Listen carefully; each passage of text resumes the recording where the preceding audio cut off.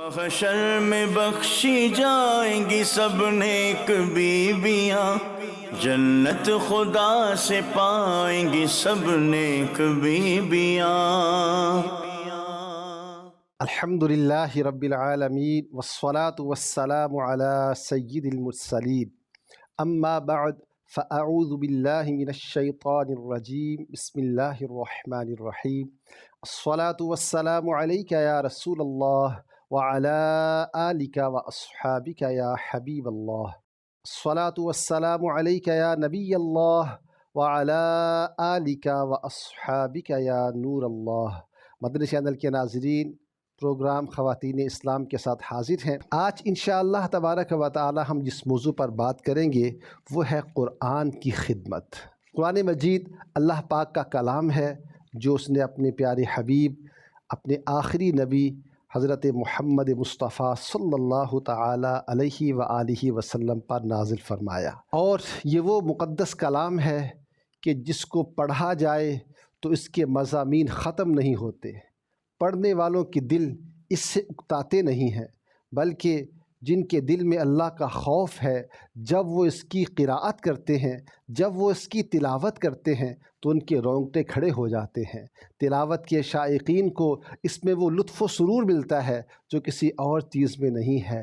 یہ ایسا کلام بلیغ ہے کہ سننے والے جو اگرچہ اہل لسان ہیں، اپنے آپ کو بڑا ماہر فن سمجھتے ہیں، فصاحت و بلاغت میں اپنا کوئی ثانی نہیں رکھتے، لیکن جب ان کے سامنے قرآن چیلنج کرتا ہے کہ اگر تم سچے ہو تو اس جیسی کو ایک صورت لے آؤ، ایک آیت لے آؤ، سب کے سب عاجز آ جاتے ہیں۔ اللہ تعالیٰ کا وہ معجزہ والا کلام، وہ ایسا معجزہ ہے جو آج بھی بتا رہا ہے کہ اس جیسی کتاب کوئی نہیں۔ یہ مخلوق کا کلام نہیں ہے، یہ خالق کا کلام ہے۔ اس پیارے کلام کی برکات کی مختلف جہات ہیں، مختلف اس کے پہلو ہیں۔ آج انشاءاللہ تبارک و تعالی چونکہ ہمارا موضوع ہوتا ہے خواتین اسلام سے ریلیٹڈ، تو ہم اس میں بطور خاص کچھ ایسی گفتگو کریں گے کہ جس کا تعلق خواتین سے ہے، اور قرآن پاک کی برکات انشاءاللہ سمیٹنے کی کوشش کریں گے۔ ہمارے ساتھ اس پروگرام میں شریک ہوتے ہیں دعوت اسلامی کی مرکزی مجلس شورا کے رکن حضرت مولانا حاجی محمد اسد رضا مدنی صاحب دامت برکاتہم العالیہ۔ ہم ان سے سوالات کرتے ہیں اور وہ ہماری رہنمائی فرماتے ہیں۔ رکن شورا کی بارگاہ میں سب سے پہلے میں یہ سوال کرنا چاہوں گا، قرآن پاک کی حفاظت، یعنی قرآن پاک نے اتنے چیلنج کیے کہ اس جیسی کو ایک صورت، ایک آیت لے آؤ، یہاں تک فرمایا گیا جن و انسان سارے جمع ہو جائیں، آپس میں اس کی ہیلپ بھی کریں، پھر بھی اس کی مثل نہیں لا سکتے۔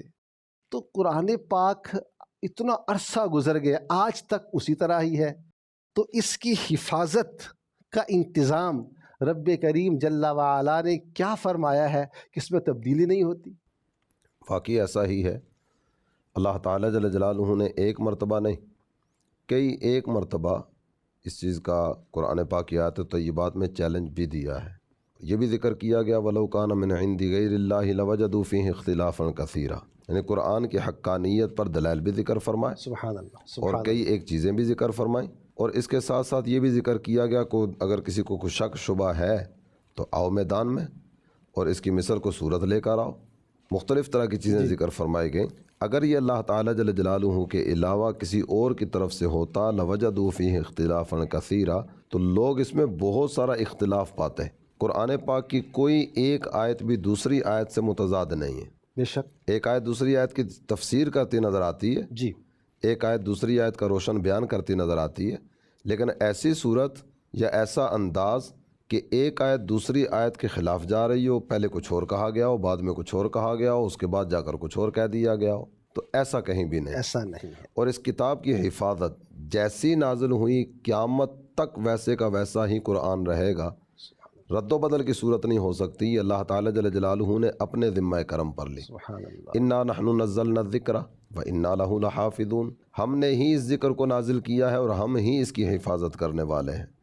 حفاظت کا انتظام کس طرح سے فرمایا گیا، جی، وہ کیسا عظیم انداز ہے حفاظت کا کہ اللہ تعالیٰ جل جلالہ نے اس حفاظت پر ہمیں جو قرآن ہی میں ذکر فرما دیا، سبحان اللہ، لا یأتیہ الباطل من بین یدیہ ولا من خلفہ، سبحان اللہ، باطل دائیں بائیں آگے پیچھے کسی طرف سے قرآن کی طرف آ ہی نہیں سکتا۔ اللہ اکبر، یہ اللہ تعالیٰ جل جلالہ نے قرآن پاک ہی میں فرمایا۔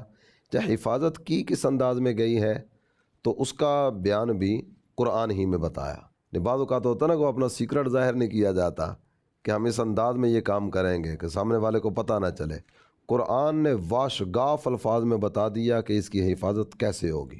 اللہ اللہ اللہ اللہ، وہ کس انداز میں ذکر کیا جا رہا ہے؟ بل ہوا آیات بینات فی صدور الذین اوتوا العلم۔ سبحان اللہ، قرآن پاک کی یہ روشن آیتیں ہیں جو علم والوں کے سینے میں رکھی گئیں۔ سبحان اللہ، ثم اورثنا الکتاب الذین اصطفینا من عبادنا، ہم نے اس کتاب کے وارث بنائے اپنے بندوں میں سے جنہیں ہم نے چن لیا۔ سبحان اللہ، سبحان تو اللہ، اپنے بندوں میں سے منتخب بندوں کے سینوں میں قرآن کو محفوظ کر دیا گیا۔ سبحان اللہ، یہ قرآن اگرچہ کتابی صورت میں بھی ہے، اور کتابی صورت میں بھی دنیا کے اطراف و اکناف میں نہ جانے کہاں کہاں قرآن پاک کی اشاعت کی صورت ہوتی ہے، سبحان ہر جگہ قرآن پاک کی اشاعت کے سلسلے ہیں، لیکن کتابی جو قرآن ہے اس میں کمپوزنگ کی غلطی یا کسی نہ کسی انداز میں کوئی غلطی کی صورت ہو سکتی ہے۔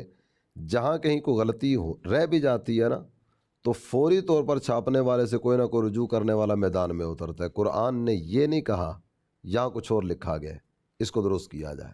تو یہ بتانے والے، نشاندہی کرنے والے، توجہ دلانے والے، یہ وہ ہوا کرتے ہیں جن کے سینے میں اللہ تعالیٰ جل جلالہ نے قرآن محفوظ کی ہے۔ سبحان اللہ، اس میں ایک بڑے مزے کی بات ہے سبحان اللہ، کہ دنیا میں سفر وغیرہ کے سلسلے کیے جائیں نا، ایک ملک سے دوسرے ملک، پھر مختلف کنٹریز میں آنے جانے کی صورتیں ہوں، سفر کرنے والے اس بات کو جانتے ہوں گے، جہاں یہ جانے کا سلسلہ کیا گیا ان کی زبان نہیں آتی، ان کے تہذیب و تمدن سے شناسائی نہیں ہے، ان کے کئی ایک معاملات اس طرح کے ہیں جن سے آگاہی کی کوئی صورت نہیں ہے۔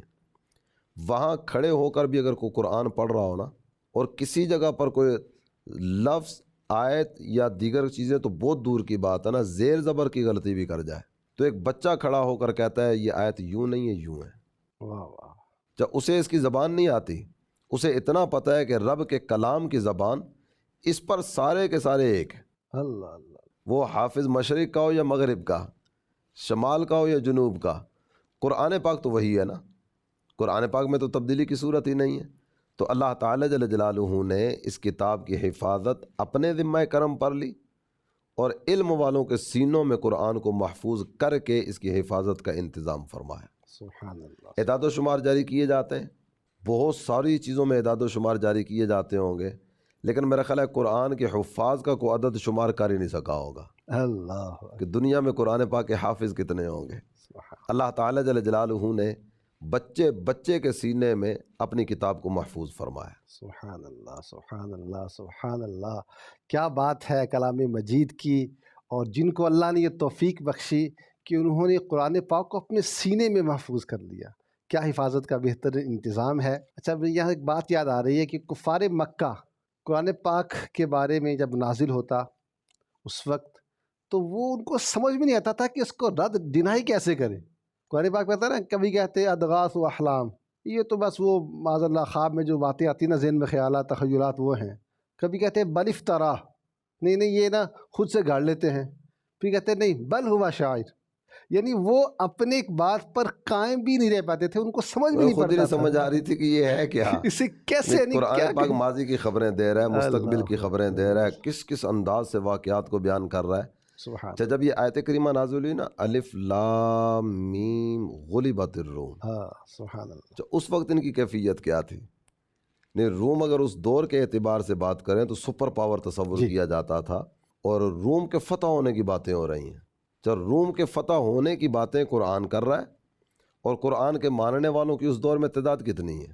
اللہ، بالکل تھوڑی سی تعداد ہے، سبحان اللہ، جو کہ سینکڑوں میں بھی جب یہ آیت کریمہ نازل ہوئی ہے سینکڑوں میں تعداد ہوگی، کوئی بہت بڑی تعداد اس وقت نہیں ہوگی، یا ہزاروں میں تعداد پہنچ چکی ہوگی۔ اس موقع پر اللہ تعالیٰ جل جلالہ نے یہ آیت نازل فرمائی ہے، تو یہ ورطہ حیرت میں مبتلا تھے، روم کیسے فتح ہوگا؟ اللہ، اور پھر وہ وقت بھی آیا کہ قرآن نے جو کہا وہ ہو کے رہا۔ سبحان اللہ، یہی قرآن پاک کا اعجاز ہے کہ قرآن پاک نے آنے والی خبریں دیں کہ بعد میں کیا ہوگا، اور لوگوں نے دیکھا کہ جیسے قرآن نے کہا تھا ایسے ہی ہوا۔ ہماری بات ہو رہی تھی حضور قرآن پاک کی حفاظت کے حوالے سے کہ اللہ تعالیٰ نے اس کو یوں اس کا بھی انتظام فرمایا کہ مومنوں کے سینوں میں سے محفوظ کر دیا۔ تو کیا اس میں کوئی خواتین کا بھی حصہ ہے حفظ قرآن میں، خدمت قرآن میں؟ اس حوالے سے بھی کچھ ارشاد فرمائیے۔ خواتین کی خدمات بہت زیادہ ہیں، واہ، اور خواتین بھی اللہ تعالیٰ جل جلالہ ہی کی بندی ہیں۔ اللہ تعالیٰ جل جلالہ نے جیسے مردوں کو اپنے دین کی خدمت کے لیے قبول فرمایا، ایسے ہی خواتین اسلام جی یہ بھی آگے بڑھتی چلی گئیں۔ سبحان اللہ۔ یہاں چند نام ہی ذکر کیے جا سکتے ہیں کہ ہمارے پروگرام کا وقت بھی بالکل مختصر سا ہوتا ہے، جی تو اس میں میں ابتداً خاندان اہل بیت سبحان سے اللہ، گفتگو شروع کروں گا۔ سبحان اللہ۔ مولا مشکل کشا علی المرتضیٰ کرم اللہ تعالی وجہہ الکریم، آپ کوفہ تشریف فرما ہوئے۔ حضرت زینب رضی اللہ تعالیٰ عنہا، حضرت علی مرتضیٰ کرم اللہ تعالی وجہہ الکریم آپ کی شہزادی ہیں۔ آپ کی شہزادی، آپ کی خدمت میں خواتین کے آنے کا سلسلہ ہوا کرتا تھا، اور ان کی خدمت میں حاضر ہو کر وہ تعلیم قرآن حاصل کیا کرتی، سبحان اللہ، قرآن پاک کے مسائل سیکھتی، آیات قرآنیہ کی تفاسیر آپ سے معلوم کرتی، اور علوم و معارف قرآن جی یہ ان سے جاننے کی کوشش کیا کرتی تھی۔ سبحان اللہ، ایک دن ایسا ہوا کہ سورہ مریم اس کی تفسیر پر سیدہ زینب رضی اللہ تعالیٰ عنہا کلام فرما رہی ہیں، سبحان اللہ، اور مولا مشکل کشا علی المرتضیٰ کرم اللہ تعالی وجہہ الکریم پیچھے پردے میں کھڑے ہو کر سن رہے ہیں۔ خواتین کا اجتماع جاری ہے، اسلامی بہنیں جمع ہے، یوں اس انداز میں تعلیم قرآن پر گفتگو جاری ہے۔ حضرت علی مرتضیٰ کرم اللہ تعالی وجہہ الکریم سبحان اللہ، آپ یہ ساری گفتگو سنتے رہے۔ جب یہ محفل برخاست ہوئی نا، جی اور حضرت زینب رضی اللہ تعالیٰ عنہا حاضر بارگاہ ہوئیں، مولا مشکل کشا علی المرتضیٰ کرم اللہ تعالی وجہہ الکریم نے انتہائی مسرت کا اظہار فرمایا سبحان اللہ، سبحان اس بات پر کہ جس انداز میں یہ تفسیر قرآن بیان کر رہی تھیں وہ انداز منشاء قرآنی کے مطابق تھا۔ سبحان اللہ، سبحان اللہ، حضرت علی مرتضیٰ کرم اللہ تعالی وجہہ الکریم تو باب مدینۃ العلم ہے نا۔ علم ہے، اللہ تعالیٰ جل جلالہ نے علم کے شہر کا دروازہ آپ کو بننے کا شرف عطا کیا کہ مصطفیٰ کریم صلی اللہ تعالیٰ علیہ وسلم کی زبان اقدس سے ان کو یہ اعزاز عطا کیا گیا۔ حضرت علی مرتضیٰ کرم اللہ تعالیٰ وجہہ الکریم نے اس پر مسرت کا اظہار فرمایا۔ اس کے بعد اگر آگے بڑھتے ہیں نا تو ہر دور میں یہ خدمت قرآن کے سلسلے جاری رہے۔ سبحان اللہ، تابعین کے دور میں اگر آ کر دیکھیں تو ایک بہت عظیم نام ہے امام محمد ابن سیرین کا، سبحان علم تعبیر کے امام ہیں۔ ان کی ہمشیرہ ہیں حفصہ بنت سیرین، عالمہ تھیں، سبحان اللہ، محدثہ تھیں اور فقیہہ تھیں۔ اللہ تعالیٰ جل جلالہ نے کئی ایک اعزاز انہیں عطا فرمائے تھے۔ علم قراءت میں اور قرآن پاک کو تجوید کے ساتھ پڑھنے میں اور مسائل تجوید کے جاننے میں یہ بہت اعلیٰ درجے پر فائز تھے۔ سبحان اللہ، یہاں تک ذکر کیا گیا کہ امام محمد ابن سیرین جب کوئی قراءت کے حوالے سے کوئی مسئلہ پیش آتا تو وہ اپنی ہمشیرہ سے رجوع فرمایا یعنی کرتے تھے۔ اتنی ماہر تھی اس علم، اس فن میں۔ اللہ تعالیٰ نے ان کو نوازا تھا۔ کیا بات ہے، اور اس کے ساتھ ساتھ اگر ایک شخصیت کا اور بھی تذکرہ کروں، حضرت ابو الفضل ابن عساکر، ان سے قرآن پاک کی تعلیم انہوں نے حاصل کی۔ عائشہ بنت، جی ان کا نام نامی اس میں گرامی ہے عائشہ بنت ابراہیم بن صدیق۔ جی بہت بڑی عالمہ تھیں، محدثہ تھیں، قرآن پاک کی حافظہ تھیں، قرآن پاک کی قاریہ تھیں، دین والی تھیں، نیکی والی تھیں، تقوی والی تھیں، زہد والی تھیں، اور ان کے تو پتہ نہیں کتنے اوصاف ذکر فرمائے گئے کہ یہ کیا کیا تھی۔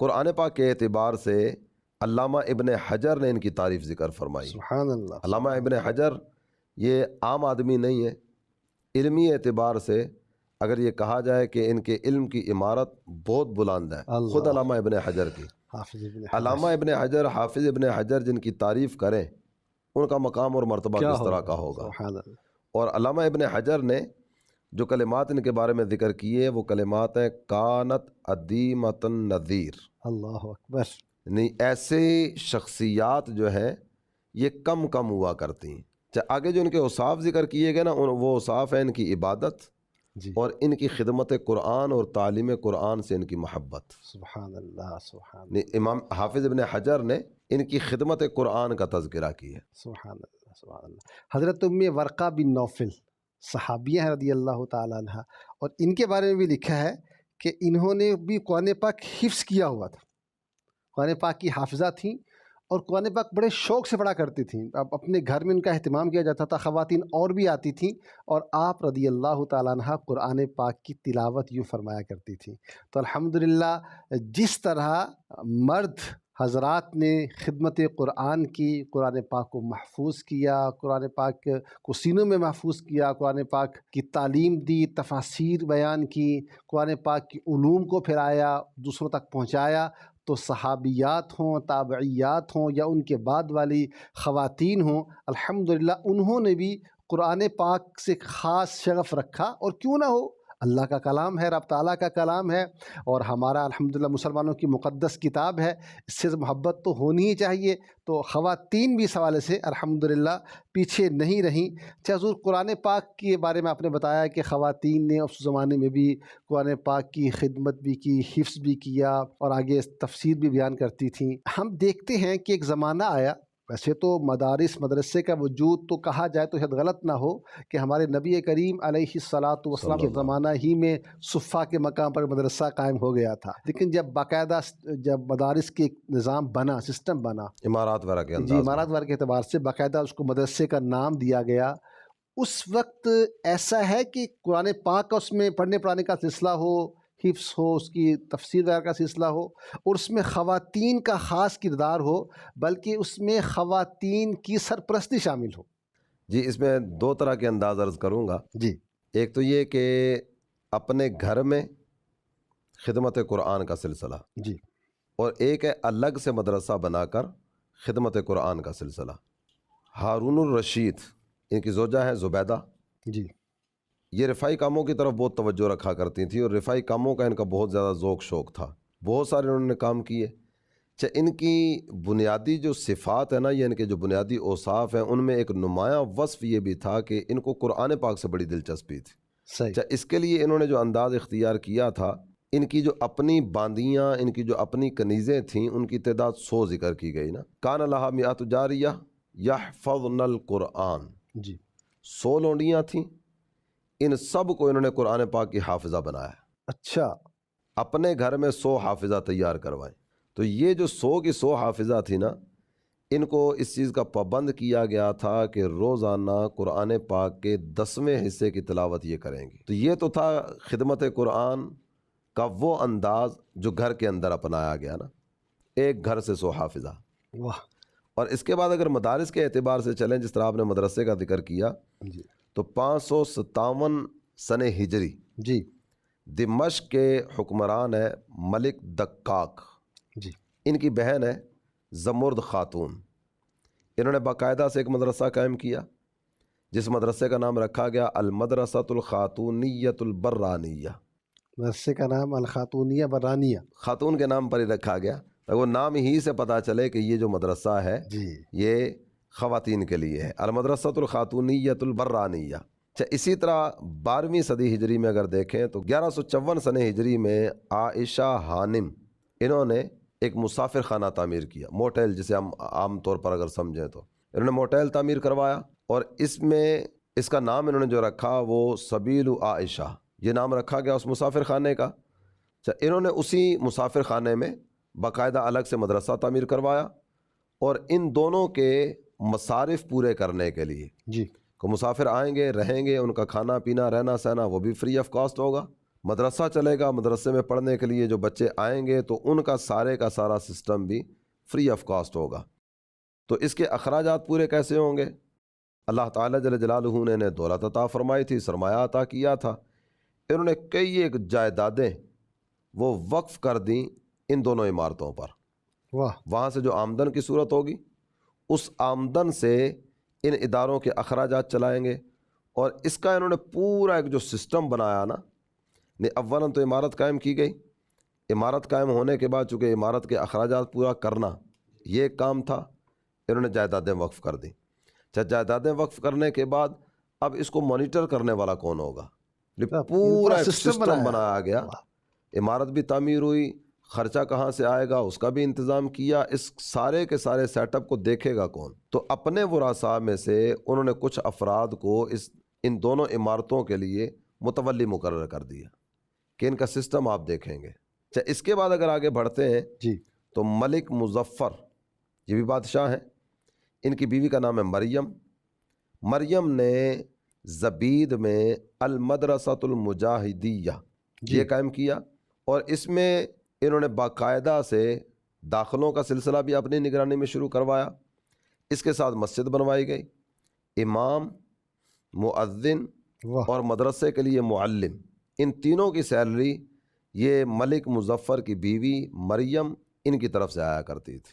تو خواتین اسلام نے مختلف حوالوں سے خدمت دین کا سلسلہ کیا ہے، ماضی میں بھی کرتی رہیں، آج بھی کر رہی ہیں، اور اللہ کی رحمت سے امید ہے کہ اس کے بعد مستقبل میں بھی قیامت تک جس طرح مرد دین متین کی خدمت انجام دے رہے ہوتے ہیں، ایسے ہی اللہ کی بندیاں مصطفیٰ کریم صلی اللہ تعالیٰ علیہ وآلہ وسلم کی یہ کنیزیں یہ بھی دین متین کی خدمت میں آگے سے آگے بڑھ رہی ہوتی ہیں۔ بے شک۔ اور یہ آپ جب بات فرما رہے تھے تو میں اس پہ غور کر رہا تھا کہ پہلے زمانے میں بھی کیا ہوتا تھا، مدارس ہوتے تھے، اور مدارس کو سسٹم کو نظام کو چلانے کے لیے مسلمان کے اندر رواج کیا تھا کہ اس کے لیے جگہ وقف کر دینی، کہ اس کی پراپرٹی ہے، کوئی ایسی چیزیں ہیں وہ وقف کر دی جائیں تاکہ اس سے انکم آتی رہے، اس کا سسٹم چلتا رہے۔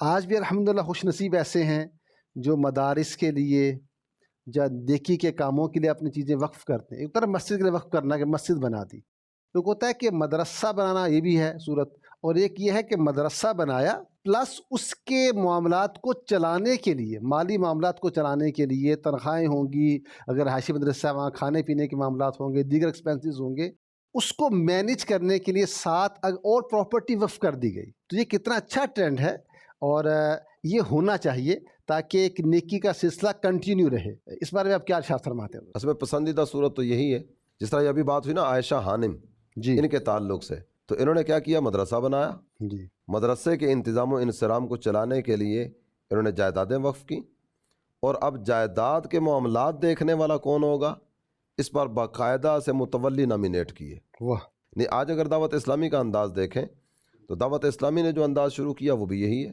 شہر شہر میں جو مدارس قائم کیے جاتے ہیں، جامعات المدینہ کا سلسلہ ہوتا ہے یا دیگر شعبہ جات شروع ہوتے ہیں، تو عالمی مدنی مرکز کے پاس یا دعوت اسلامی کی شورا کے پاس کوئی ایسا کوئی فنڈ کا انتظام اس طرح کا تو نہیں ہے کہ کوئی بھی مدرسہ شروع کرے تو کراچی میں کوئی رقم رکھی ہوگی وہاں سے اٹھا کر ان کو دے دی جائے گی کہ جگہ بھی لو، بناؤ بھی، اس کے بعد کے اخراجات بھی ہم دیں گے۔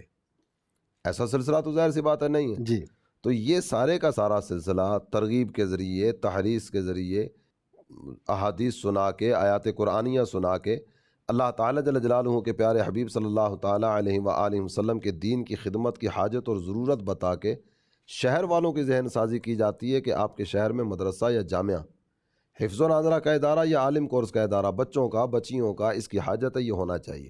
انہی کا ذہن بنایا جاتا ہے، وہی جگہ ڈونیٹ کرتے ہیں یا خریدتے ہیں، اسی شہر والوں کو پھر ترغیب دلائی جاتی ہے، وہ مدرسہ بناتے ہیں، جامعہ بناتے ہیں، ماشاءاللہ اور پھر انہی کو یہ عرض کیا جاتا ہے کہ اب اس کا انتظام و انصرام چلانے کے لیے اس سسٹم کو لے کر مزید آگے بڑھیے۔ ماشاءاللہ ماشاءاللہ۔ اور ابھی اگر بات کی جائے جی دعوت اسلامی کی عالمی مجلس مشاورت کی، جی جس طرح مرکزی مجلس شورا ہے نا، مرکزی مجلس شورا سے تو تقریباً ہمارے ناظرین واقف ہوں گے۔ اسلامی بہنوں کے دینی کام دیکھنے کے لیے اور ان کے تمام تر معاملات کی مانیٹرنگ کے لیے، ان کی تربیت کے لیے، ان کو مزید آگے لے کر بڑھنے کے لیے اسلامی بہنوں ہی کی ایک مجلس ہے جو عالمی مجلس مشاورت کے نام سے موسوم کی گئی ہے۔ یہ تمام تر اسلامی بہنوں کے معاملات وہی دیکھتی ہیں۔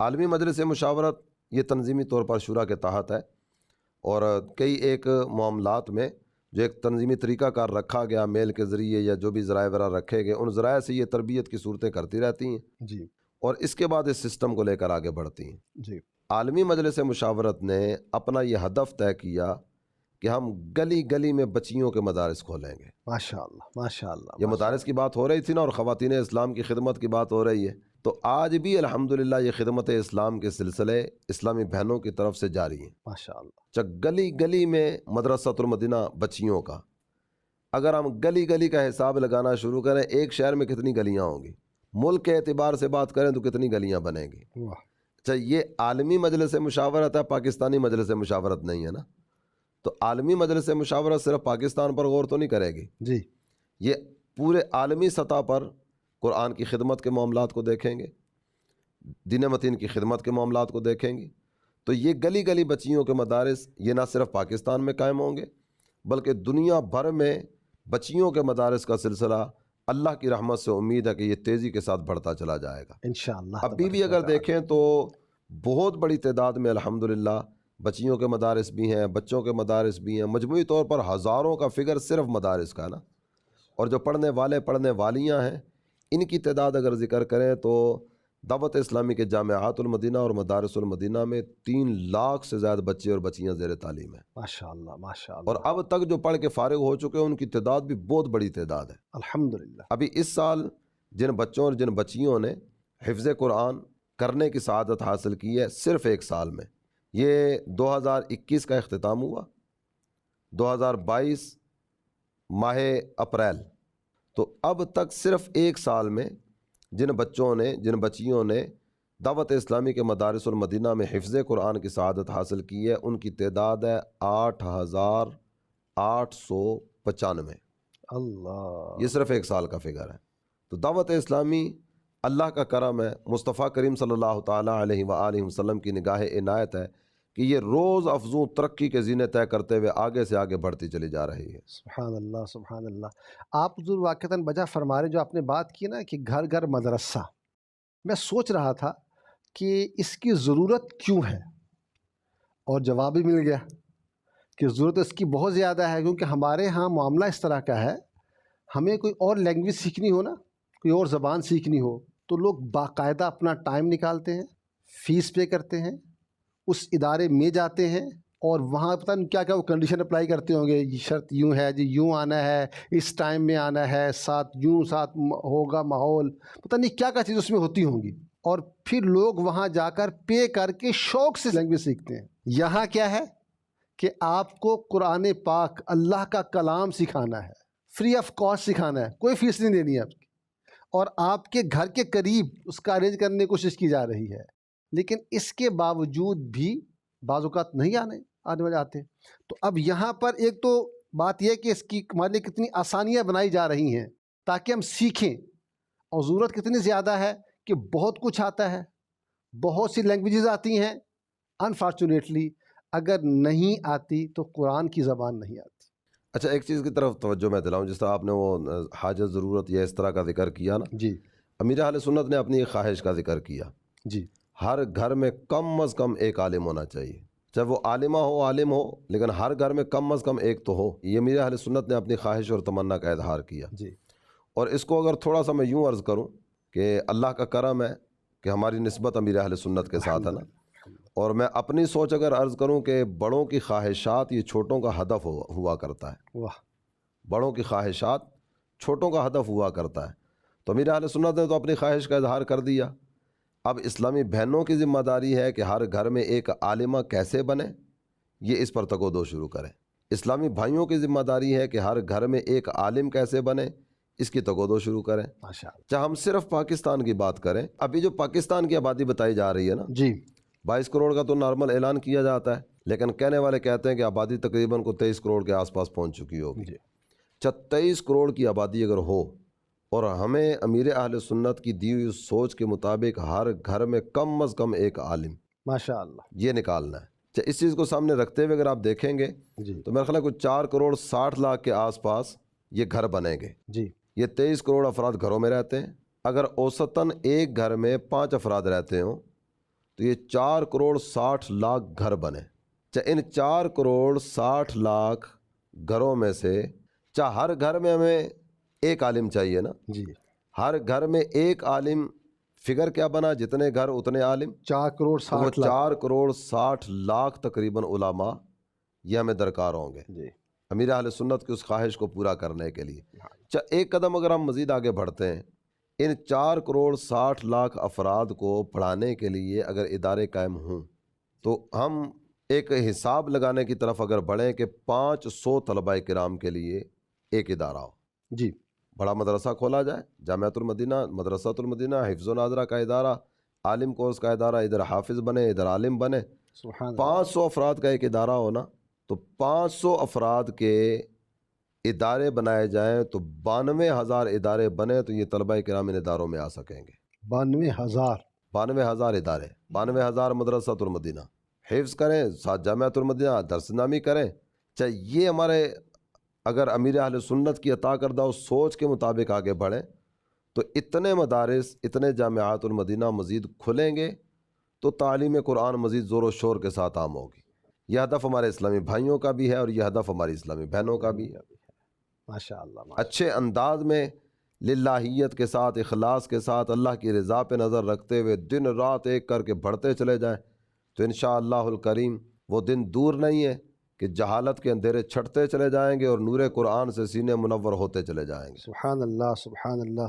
اللہ کرے انشاءاللہ وہ دن بھی آئے گا اللہ پاک کی رحمت سے جب اس طرح انشاءاللہ مدارس کا اس طرح ان کا رواج ہوگا اور انشاءاللہ گلی گلی یہ مدرسہ ہوگا، وہاں باقاعدہ آ کر بچیاں آ کر قرآن پاک ناظرہ پڑھیں گی، حفظ پڑھیں گی انشاءاللہ تبارک و تعالیٰ، اور جو فیضان قرآن انشاءاللہ عام ہوگا. اچھا اس میں تھوڑا سا مزید یہ بھی عرض کرتا چلوں کہ یہ عالمی مجلس مشاورت نے ہدف تو لیا کہ اسلامی بہنوں کے لیے گلی گلی میں مدرسۃ المدینہ بچیوں کے لیے شروع کیے جائیں. اچھا اس کے ساتھ ساتھ ہمارا ایک دینی کام بھی ہے.